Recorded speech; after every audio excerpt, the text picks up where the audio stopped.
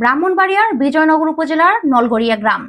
গত মাসের ২৯ তারিখ রাত আনুমানিক ১১টা ৫০ মিনিটে সাংবাদিক পরিচয়ে মোহাম্মদ মেজবাউদ্দিন ও তার সহযোগী কন্টেন্ট ক্রিয়েটর কাইয়ুম মিয়া নলগড়িয়া গ্রামের শামীম মিয়ার বাড়িতে প্রবেশ করেন বলে অভিযোগ উঠেছে। স্থানীয়দের দাবি, মাদক তল্লাশির নামে চাঁদা দাবির অভিযোগকে কেন্দ্র করে সেখানে উত্তেজনাকর পরিস্থিতি সৃষ্টি হয়। এক পর্যায়ে স্থানীয়রা মেজবাউদ্দিন ও কাইয়ুম মিয়াকে আটক করে বলে জানা গেছে। পরে জাতীয় জরুরি সেবা 999 ফোন করা হলে পুলিশ ঘটনাস্থলে পৌঁছে পরিস্থিতি নিয়ন্ত্রণে আনে। প্রত্যক্ষদর্শীর ভাষ্য অনুযায়ী পরিস্থিতি নিয়ন্ত্রণে আনতে মেজবাউদ্দিন ও কাইয়ুম মিয়ার মোবাইল ফোনে সিঙ্গারিবল বাজার কমিটির সাধারণ সম্পাদক মানিক মিয়াকে ঘটনাস্থলে আসার অনুরোধ করেন। পরে মানিক মিয়া সেখানে এসে স্থানীয়দের সঙ্গে কথা বলেন এবং পরিস্থিতি শান্ত করার পাশাপাশি মধ্যস্থতার মাধ্যমে তাদের ঘটনাস্থল থেকে বের করে নিয়ে যাওয়ার উদ্যোগ নেন।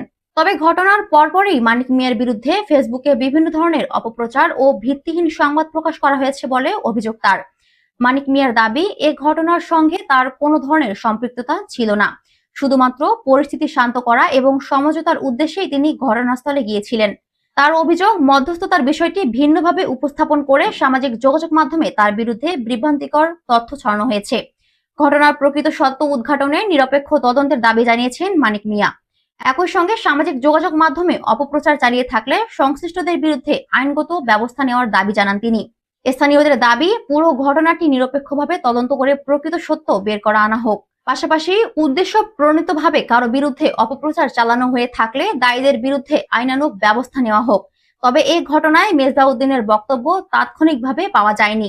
তার বক্তব্য পাওয়া গেলে তা পরবর্তীতে প্রতিবেদনে তুলে ধরা হবে।